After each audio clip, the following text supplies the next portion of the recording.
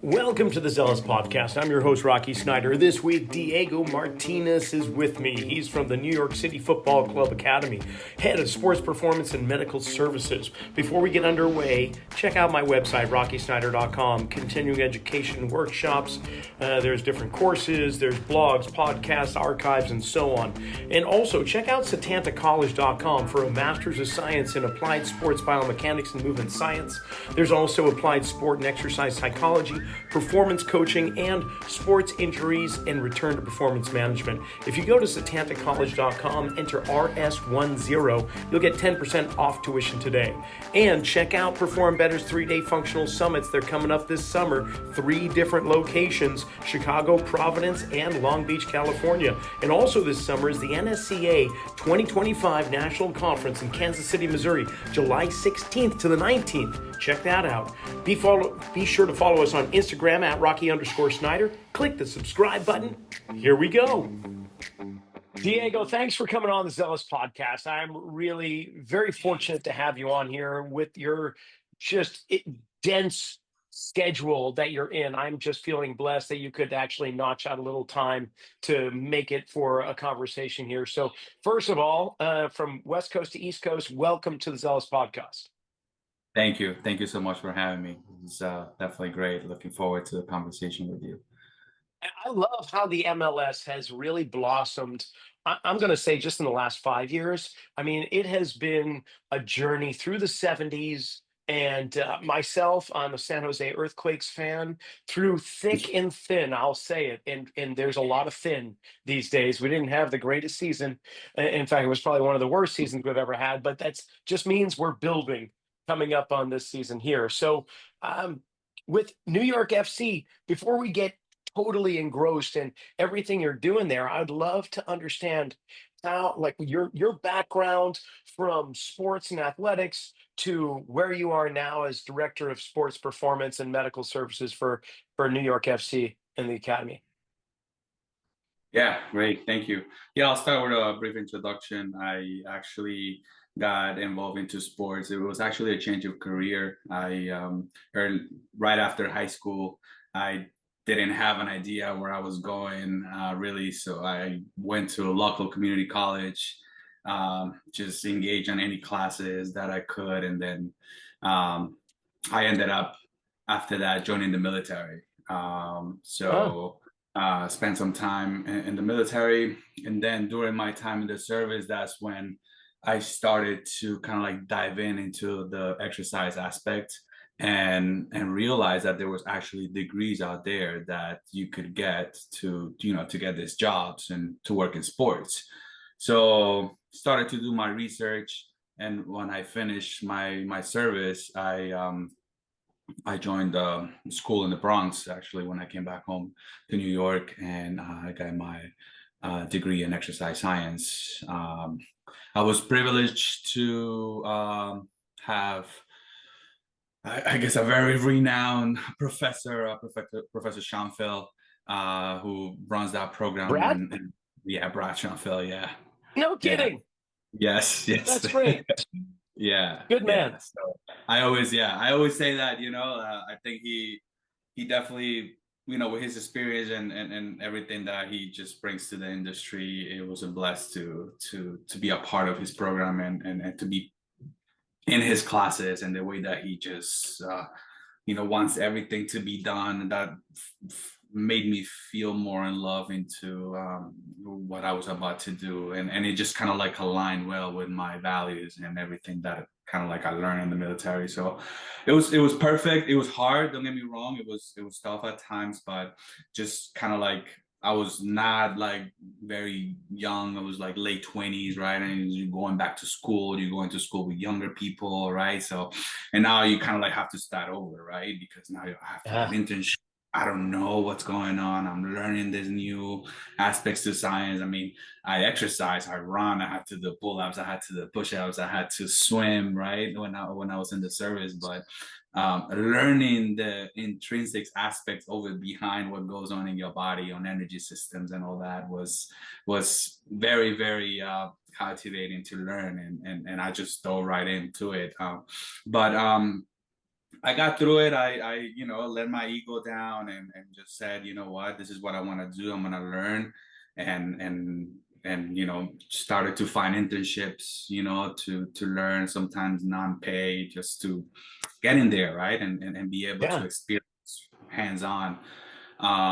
So one of those internships that I was able to find was actually with NYC FC at that time, and luckily enough, I say LinkedIn is a blessing, right? I reached out to who was at the time, I'm not sure what position he held, but I reached out to the person that was in charge of the medical department at that time, and at that time I realized that the only way in was just to get in any way possible. So they had an internship for athletic training. Oh, okay. I was going to say I'm a little confused because with Brad and all that strength conditioning being the wheelhouse, and to be applying to something in medical services. Okay, now that makes complete sense. Athletic training. But before you continue, I'm just curious. What branch of the service were you in? I was in the Navy. In the Navy, and what was your Yes. primary role there in the Navy? When I first joined, I was in the selection of going to special forces, but I didn't pass the training. Got it. So I joined, but I didn't make it, right? So then I was sent out to another job. And that job was essentially to fix boats, like Got to it. be a mechanic on a boat. So that was very like it was a very Quite bad different. time, right? So um, that's why I don't want to kind of like to put it out there too much, right? But I don't want to kind of like diminish the job, because that took me to a unit where that unit you need a mechanic, you need a medic, you need a navigation person, and you need a weapons person. And each one of those people need to learn each other's jobs. Sure. So in order for you, and this was a small boat unit, had like high speed boats. And before you get on that boat, you needed to get through all those trainings in house. So it took a while for me to learn all the aspects, and you start to move up in ranks and stuff. And um, I was able to go through that, and I had a really good time learning all those aspects, and just got really good experience. Um, but yeah, the experience was very up and down into what I wanted to do. I couldn't achieve it. And then I was into this other experience that I was able to, still make the best out of, but I ended up just leaving and going back to school, right? So. Well, how cool is that though, from a coaching perspective? Like those are the things that build up your empathy toward athletes that are striving, and sometimes they just don't reach their goals. You can pull that out of your back pocket, I'm sure. I mean, you can look at that experience as something that is actually a strength for you, would you say? Yeah, 100%. I think that everything that I experienced has stayed with me. And I think that was such a shift at that moment to just solidify what I wanted to do. And it just locked me into, okay, this is my pathway, this is what I want to do. And at the beginning, it was very driven into, just working in the high end of sports, working with professionals, and this is gonna be my pathway.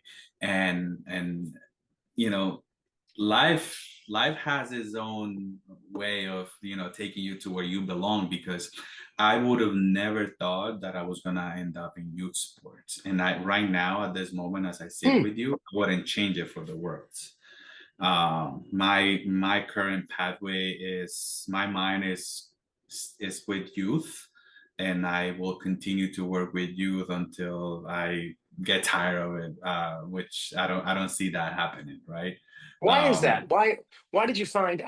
I mean, it might have surprised you to find your passion there, but nonetheless, you found it. What is it about youth sports that drives you? yeah, so let's connect it to going back to that experience that I had when I applied for that medical position, the internship Please. position. I was able to join the professional team, and it was a great experience. I was able to work with really, really well-known soccer players at that time, and for me, it was everything at that moment as a soccer fan, and doing what I was doing and learning who I was learning from. I couldn't believe it, right? But I embraced the challenge and the people that I was learning with, and I started to, you know, even though that was not the pathway and I knew it, I still did the part that I needed to do, right? I was not gonna join the medical department, but any opportunity that I had to go and see what the performance coaches were doing in terms of like gathering of data, GPS, gym work, I was, peeking through to see what was happening, right? Um, so I actually spent a whole season, a whole year with that internship, and then I got the opportunity to come back a second year, but it was under the same internship as a support to the medical personnel. So, what was different on this one is that I was able to conduct a little bit more of the bridge between the end stages of rehab from gym to the field. So that was another great learning experience, just because that there's a process between table all the way down to the field, back to the field, right? And to be engaged in that middle part, a lot of people that is not a lot involved in that rehabilitation component doesn't realize the importance or how much work goes into it, right, in the back end. So yeah, I fell in love with that. I was spending a lot of time in the gym. I was spending some time on the field as well, just helping, even passing balls, right? Or, just kind of like learning what we were measuring, what we were trying to get in terms of running and mechanical workload, accelerations, decelerations, to get that person back into training, right? As well as the strength component from the gym. And we also had some pool workouts just to get their VO2, in shape. If they could, if there was kind of like an injury where they couldn't run, right? So yeah, that experience alone took me to a job in China. I was hopeful that at the time the team was gonna open up the academy. Around that time, the academy that I'm currently working at, they were gonna start, right? And they wanted to get all the performance and medical people to start it, right? Yeah. Obviously I wanted to go the performance route, but I was not involved in the performance route while I was there. So the consideration for me to join that was obviously not there. So at that moment, I started to think, well, maybe I need to, start to get my master's. I need to kind of like find where's my next step, right? So at that moment, an opportunity came across to go to China. I'm sure you heard of the company Play. At that time, Coach Mac was recruiting people to go to China. I'm not sure if you are familiar I'm with not familiar that. with Coach Mac, but I am familiar with Play. Okay, so yeah, through Play, they got a contract with China, and they were just kind of like getting a bunch of strength and conditioning coaches to go there. I had just recently got my CSCS, so that was kind of like the ticket to be accepted and to go there. So I was able to go there. I spent a few months. I was stationed with the rowing team for the time that I was there. We were in Beijing, inland China, and at that moment, they were high level athletes as well, not as high as the soccer team. Very young, right? And this is where kind of like my journey about youth starts, right? These people needs a lot of help, a lot of support, right? And that's the goal that China had in their minds, right? To start these youngsters to to build that strength, right, and their capacity and the movement competencies to improve so that they could be ready for the Olympics in Tokyo at the time. So it was a lot of work. It was we were well lit by the person that was over there guiding us through everything. And I think we were able to make an impact on a daily basis, just having these people going from mobility sessions to recoveries, strength sessions, conditioning, right, and just supporting them through the daily trainings and preparations for some of the events they have in the summer to for them to be ready for the Olympics. Then after when I came back from China, I was actually called to see if I was interested to join the academy at NYC FC because the person that had taken the job, the performance coach job, was moving to the first team. So then that opened up, and since I have been working as a performance coach, then that made more sense and align a little bit more into what they were looking for. So were you staying in touch with them the entire time? I'm curious, Yeah, yeah, or and yeah, just checking in with them while you're in China, or did you yeah. just get the call kind of out of the blue? No, the person that there was another intern that I was there with during my time there with the first team. At that time, he was intern too, but he was a little bit more advanced into his educational career. At that time, I think he was going to chiropractic school, and then eventually he had the position that I currently have, which he was the head of performance of the academy. So him holding that position called me to see if I wanted to be the performance coach for the academy. So then I came back and I joined them, and that's how my journey started here. Here we are now. Now I basically kind of like moved up to this positions in the last 4 years, just shaping and changing a lot of the things that I was mentioning in the beginning, going from not only performance medical but also rehab, nutrition, and psychology. So it has expanded tremendously, and we just continue to look to make it even better. How many other coaches are you working with? How many stakeholders are involved, or is it primarily you who's wearing all these hats? No, so right now we have um, two performance coaches and then three athletic trainers. Um, And so how many athletes? we have six teams and that's about 100 athletes. Wow. So yeah, we're still is not the best for the amount of people that we have, but I think that we do a good job for sure. I think we have evolved tremendously across the country. If you were to go back in the day, I think that you would only get one performance coach for academy, just one single person all Hmm. across. And I think right now you're starting to see, two people, three people, or if you have two full-time people, you have part-timers, right, that come and support you at the busiest times. But we have a big emphasis in youth.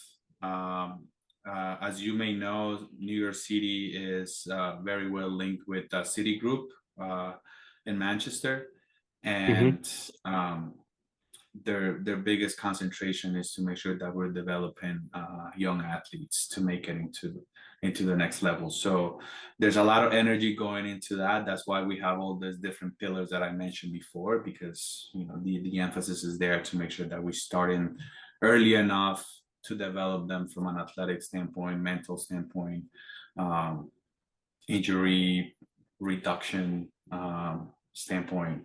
So that's our day in, our day out right now. So with long-term athletic development that you're working with these young players, how much has changed, let's just say in the last 5 years for LTAD? Have you noticed a tremendous growth with the use of technology, wearable devices, or whatnot? Like, has there been an expansion, or has there been kind of a constriction down into the nitty gritty? Like, what direction is long-term athletic development taking uh, with New York FC? So I'll start from the older age groups. Older age groups have the closest approach to the professional teams. We have one semi-pro and one pro, second, and they call it MLS Next Pro and MLS Next. And MLS, I'm sorry, MLS and MLS Next Pro. We are MLS Next. That's the academy. So the U18 is our older age group, and the U16 is the one that follows. Those two teams are considered the elite teams of the academy, and they have the closest relationship, or you aim them to have the same testing batteries, right? Trying to get the same, not the same because they're not physically developed yet, but what are the numbers that our first team is having in certain positions from a GPS standpoint or from a force deck standpoint? Sure. Where do we need to get these players to make it to that level, right? So essentially, we are aligning all these processes to make sure that we are taking them to achieve that goal, right? So it's right now we use the force decks. We have a tremendous data gather on that front. We also use GPS dashboards, and we also have internal kind of like wellness questionnaires, RPEs to monitor the internal loads as well. And then with the youngest one from 15 down, 15s, we also have the GPS. We also have them use the force decks, but they're kind of like on a weird spot just because that age group is usually between the ages of 13 and 14. So they're going through peak high velocity, right? And Yeah. So we're more kind of like managing their workloads more than anything, more than looking for performance. We're trying to make sure that they go through these processes without injuries, right? So we just kind of like take them more to the gym, just movement competencies, right? Make sure that they're taking care of their bodies, making sure they have proper range of motion around their joints, making sure that every single part of their body is resilient, right? So they have individual exercises that they do pre-training, and these are have all been prescribed based on the testing batteries that we do, right? So both 15 and 14s kind of have that similar approach, and also kind of like teaching them to what's next, right? What is the gym etiquette when you're in the gym? What are we doing, right? When you have to also before training sort of have a sense of autonomy to take care of your body, to make sure that all these things that are being put on a board. Yes, I'm here to supervise what you're doing, but you need to sort of start learning and have this autonomy, right? Because there's gonna be times that we want you to do something at home, and I'm not gonna be there, right? So I trust that you are gonna be able to do it because we've been teaching it, and it's a daily aspect, the daily component before training, and I'm sure that it builds up and they're able to sustain and have that continuity. So the athletes that are having a peak growth spurt, shall we say, that's where you're going to do a lot of mobility, flexibility training, try and keep the muscles kind of going with the same length as the bone, so to speak. Totally get that. There's going to be times for power, and there's going to be also times for like foundational strength or basic strength. When do you program those in regards to their age ranges? Is there a process that you've laid that out? And also with that, how often are you charting their growth? Is it a monthly basis, quarterly, or do you just get the reports from their medical visits to the doctor? No, we're doing it in-house. We try to Okay. do 8 weeks max of looking at their growth. So we have this chart that we use a formula, and that formula kind of like gives us the maturity offset, and we go off that number, right? Of where kind of like use the zero line from -1 to +1, and if they are in that area, that's the player that we pay attention to, and just kind of like deload them from trainings if it's necessary, right? Because the thing to be mindful of when it comes to growth related situations is that some players develop certain discomforts, right? But others don't. So if a player is not experiencing really anything, right, we are mindful and keeping an eye on them, but we don't really take him away from training much unless there's like a certain complaint. What we do is we do take him to the gym.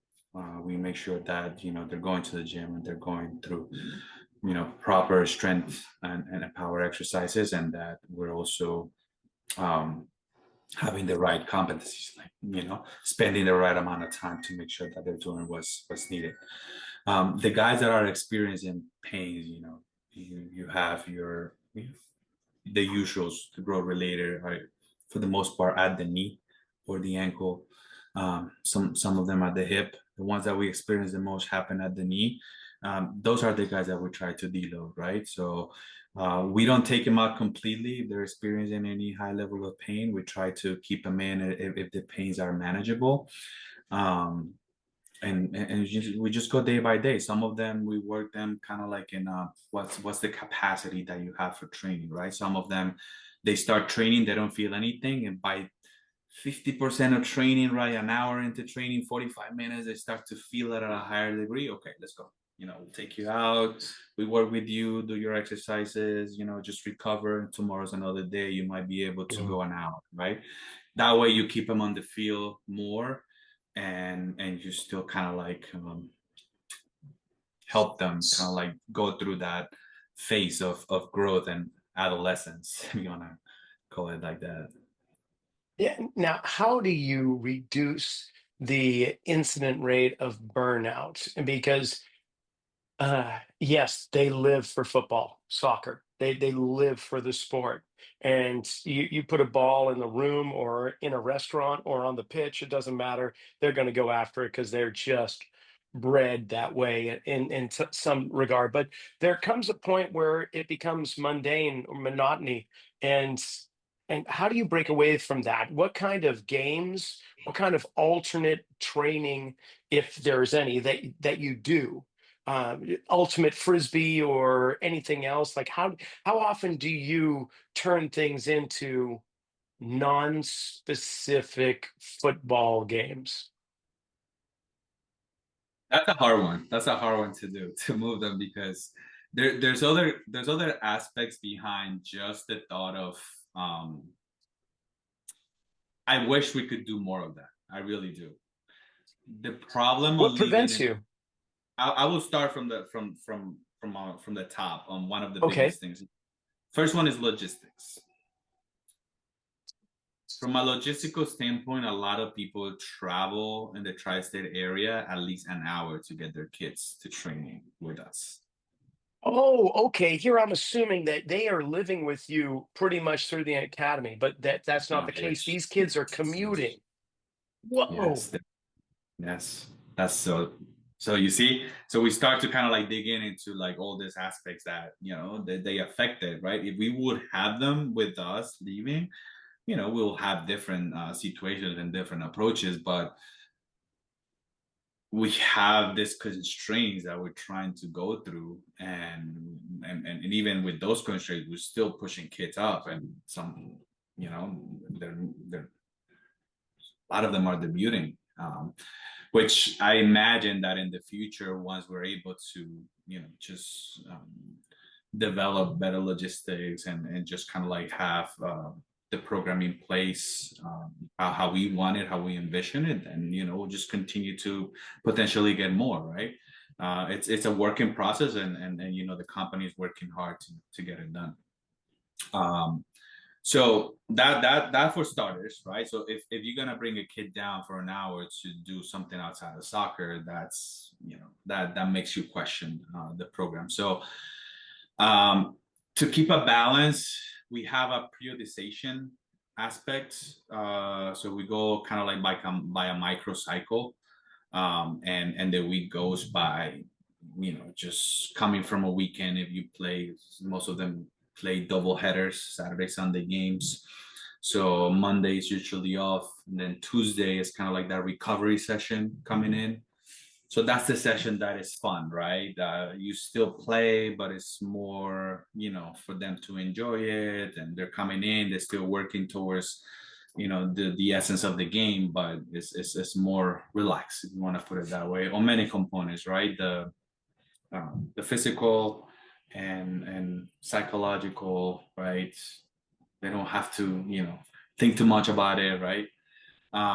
Then midweek, that's where we kind of like ramp it up again, right? That's where maybe if we coming back, I'm giving you the example coming from a double header break, off Monday, Tuesday, we had that session I just mentioned. Then Wednesday, we ramp it up where we try to maybe mimic 90%, something sub maximal of what they will have on the weekend, right? Have them play 99 if we have the numbers, or even a full field, right? And maybe addressing some both tactical and technical components.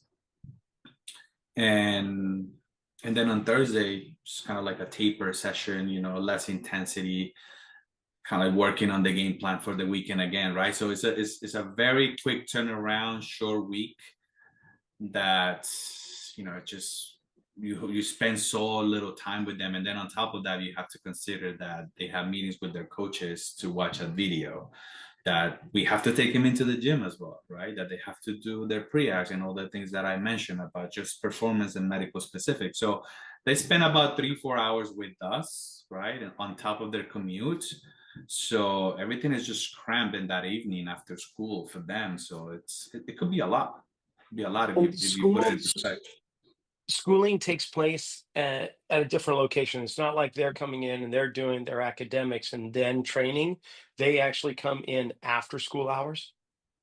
Yeah, they go to their own school, whatever area they go to, and they're coming right after. Yeah.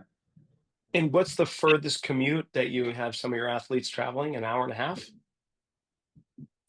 I'll say, the tri-state area has a lot of traffic, so you could probably spend a good amount of time on traffic for sure. Yeah. Oh, brother.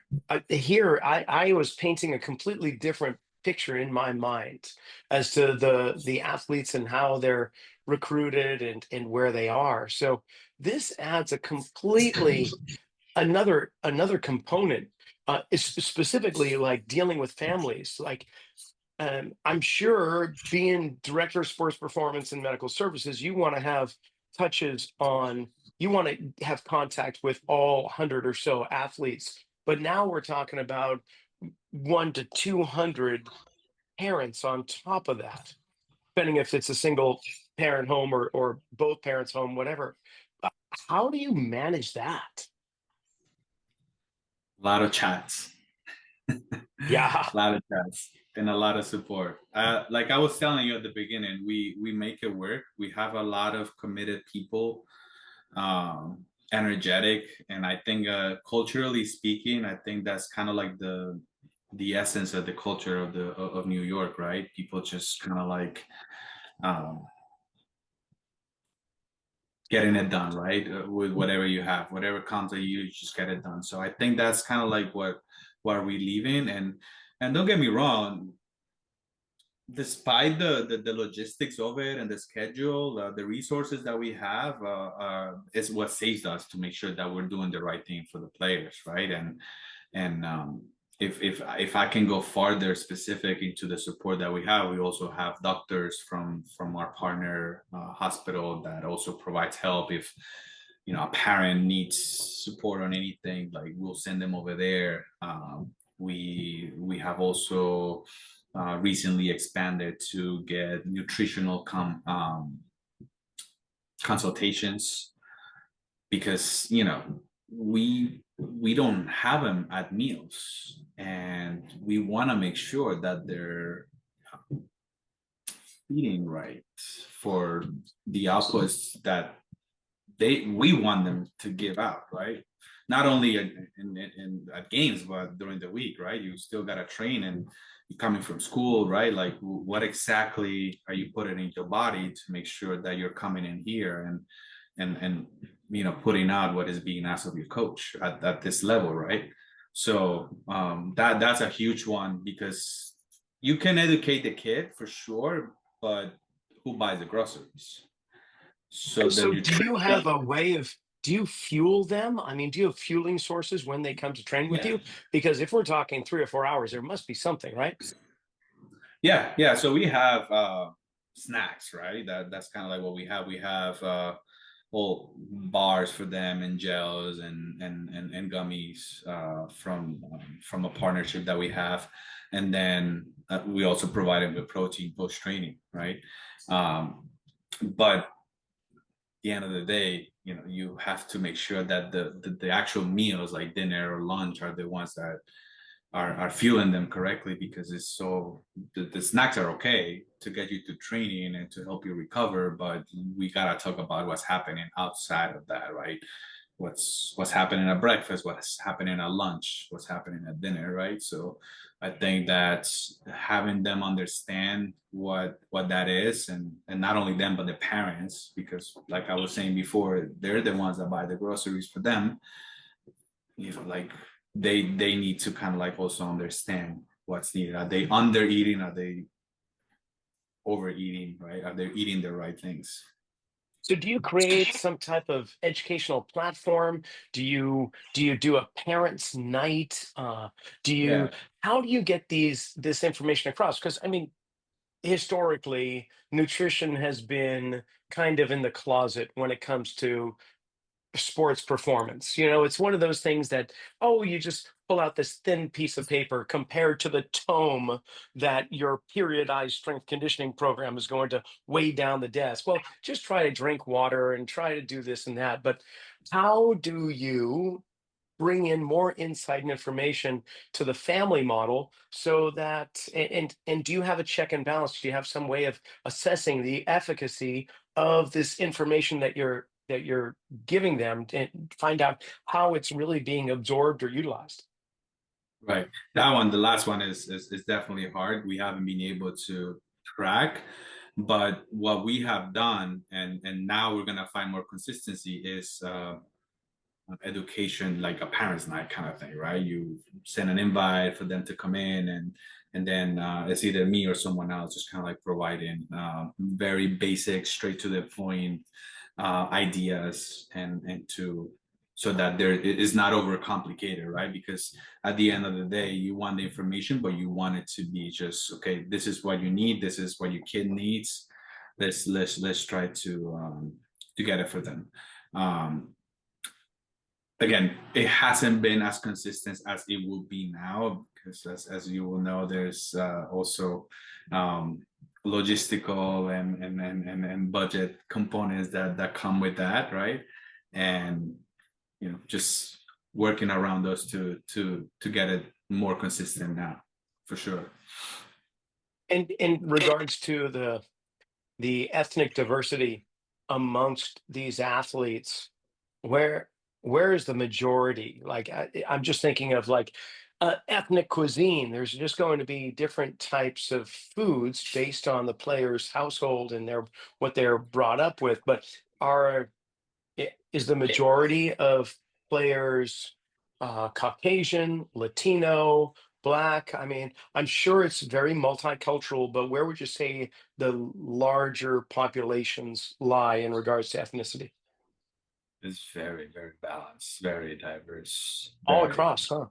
yeah, all across all Which teams. You makes it see even more challenging for you, because it would be right. one thing if you had, okay, we've got just, I would say, a large number of Caucasian players. We're looking at Western kind of American food. If you've got Latinos, then or the Black community, we're looking at different types of foods. So how do you manage that? I mean, I don't want to kind of harp on the fueling, but I think it's one of the most critical things. But how do you address the ethnic diversity when it comes to offering suggestions for fueling sources?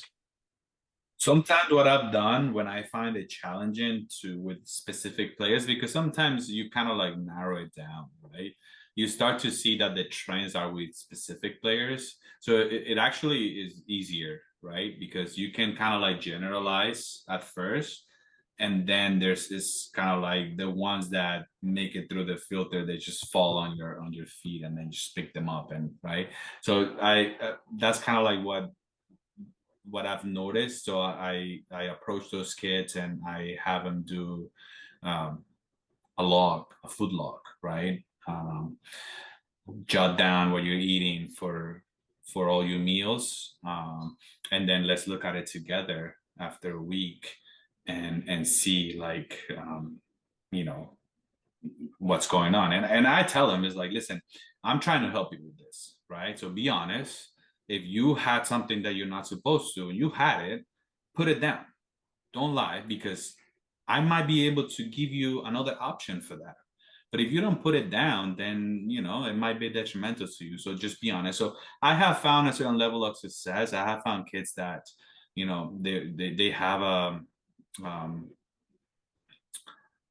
not a bad relationship with food, but they just don't like to eat, right? And you also kind of like have to find like ways for them to make sure that they fuel, or some of them, they go home, it's already too late when they get home from training. It's like, I'm hungry, but I'm also going to bed soon. Like, what am I gonna eat, right? So you find those players that those are the ones that need help, right, with that. And I have been able to provide some good insights to some of them to help them discover and find what could be best for those moments, right? And for those that don't kind of like don't like to eat, okay, like let's find something, right? Even if it's the simplest thing, let's try to see if we can find you something that's gonna give you the right fuel for you to perform, right? So Got it. Okay. So that's definitely a challenge. What about other, we can call them learning opportunities for that matter, because that's really what we can say challenge. They're kind of interactive there and synonymous. But right, right. with your role, what do you find as the best learning opportunities / challenges?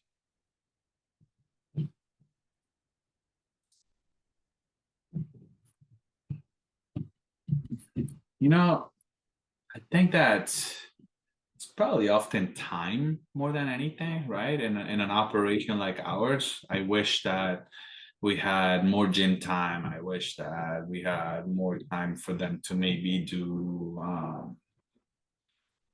recovery post training, right? Some sort of Uh, like, like things like that I just, you could say minimal, but that they add up, right? And it's like everything else that I mentioned to you before. Like every single thing that we're trying to do with them, it's minimal, right? But it's a block. It's a small block that adds on a daily basis. That block on a daily basis in a week is a whole, right? Now that you take that block into the next week and the next week, and you look at the year and it's like you build this 52 blocks with these players, and they're just more robust, right? Because you started with that small little thing.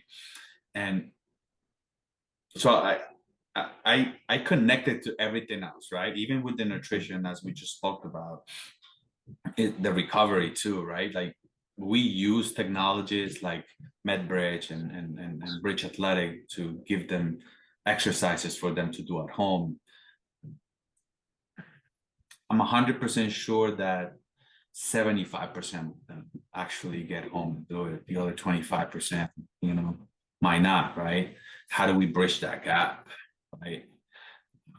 So that will be the challenge, right? I will say Sir. to make sure that everybody's fully buying in, and I don't blame that 25%, because I feel that there's commitment. They want to be there, and it's kind of like a 50-50 on that. It's like they probably get home and they have to do homework, right? And but we still try to push them. We still try to give them the push. It's like, look, if you go, sometimes I start a stopwatch when I have the time and a conversation with them, and I tell them, all right, we're gonna run through this program. This program is a mobility that just to get your hips right, to feel good. 5 minutes. So, right, just kind of like showing them Little that chunks. 5 minutes is a Yeah. chunk, and then you're gonna feel better, and your body's probably gonna recover better for tomorrow, just because you took those 5 minutes. It's incredible how that could impact the ongoing of your training week, right? So Certainly. it's again the small blocks that add up to everything else. Yeah, man. Well, to say that you got your hands full is an understatement, it seems. And I guess the medical aspect of it, Yeah. how does that come into play? I guess this will kind of be one of the last things I'll ask you is like we just spoke quite a bit about performance and nutrition and long-term athletic development, but when it comes to medical services, how does that come into play with your role? Yeah. So as I mentioned to you before, the person that was the head of performance was friend of mine, and I was able to learn of him a lot. And he actually was the one that started this position, um, and then eventually after he left, he's actually working with the NBA. I I was able to step up into the role, and I have been able to expand it a lot more than what it was, but obviously he kind of like um, say like pave the roads for what it is now.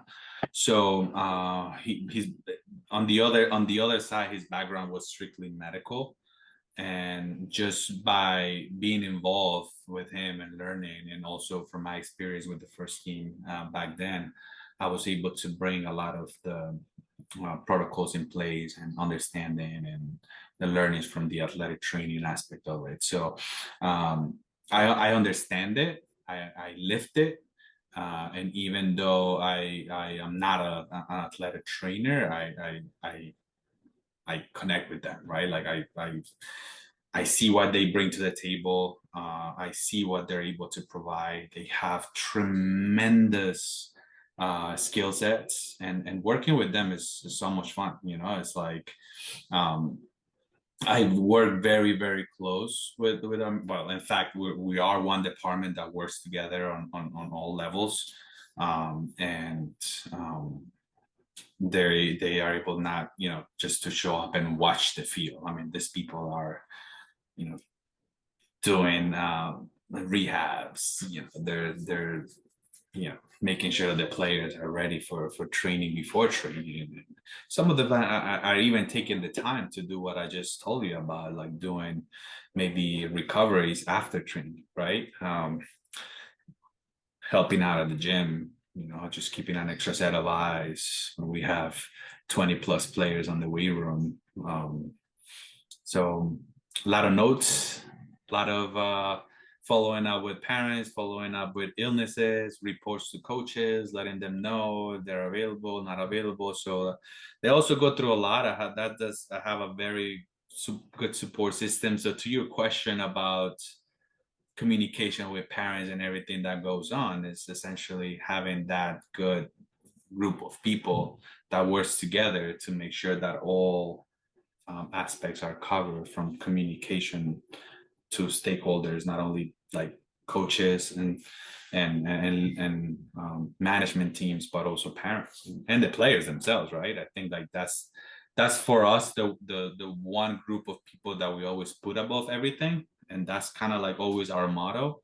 It's like we're here for development, and a lot of the athletic trainers and performance coaches are are young in their careers, and I'm sure that as they continue to grow here, they're just gonna grow into like great leaders in the industry. So yeah, really good people. Well, that's honestly so fabulous that you've got a great group of professionals with you.